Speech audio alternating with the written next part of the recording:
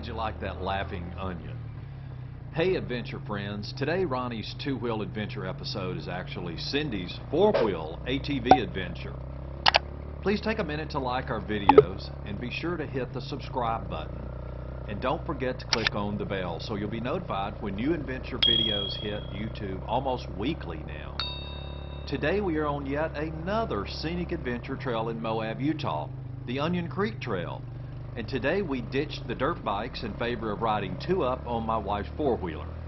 This little four-wheeler is 19 years old at the time of this video and runs like a sewing machine, carrying both of us up some of Moab's very steep hills.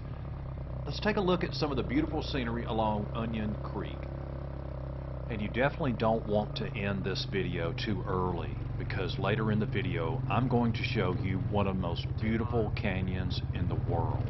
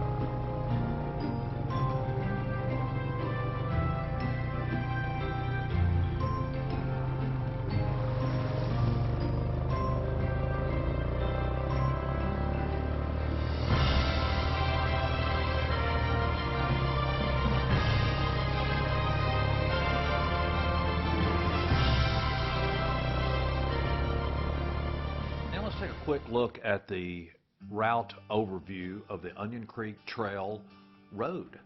I'm using All Trails website. They also have a very nice app. It is good for hikers, mountain bikers, side-by-side jeepers. Great website, great app, and if you want to subscribe, you can get the Pro designation.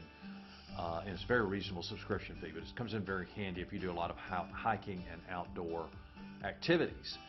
As you can see, this route is 11.4 miles long, and it's great for pretty much any type of vehicle, including a passenger sedan. Let's take a look at the map.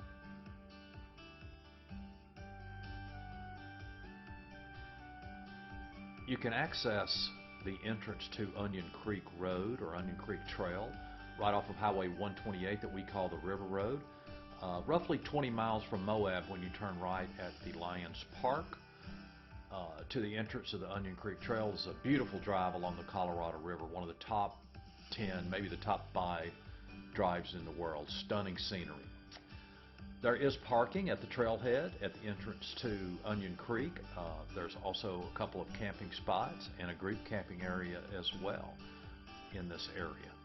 Sometimes the parking areas are full. Sometimes people park along the side of the road. But if you've got a small trailer, I wouldn't recommend bringing a very large travel trailer in this area. But there is, I believe, some camping for those. But the parking area is small for trailers if you're towing your side-by-side or motorcycle or even mountain bike. So at the entrance, it's a fairly easy ride to some of the more beautiful scenic areas along the road, and you'll be able to see those on either side of the road. You won't even need to get out of your vehicle, although you can and do a little bit of hiking at some of the various stops along the way. Scenery is stunning. As you can see from the red line at the bottom, we can drag this all the way across and follow the blue dot on the red trail, and it gives us the steepness of the grade of the road at that point, and it also gives us the elevation. I believe the steepest grade is right along in here, somewhere in the range of 30%, 34% grade. Passenger sedans, low clearance vehicles can make this. The only caution with low clearance vehicles is you have 27 creek crossings to go across. When the water is low, it won't be a problem. So you'll need to check in with some of your other riders that may have already went down the trail at the entrance at the trailhead to see if anybody there has been down the trail and can give you a read on the level of the creeks.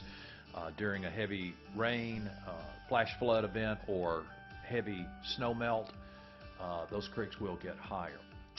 But as you continue down the trail all the way to the end, it goes up to right at 6,000 feet elevation there at the foothills of the LaSalle Mountains.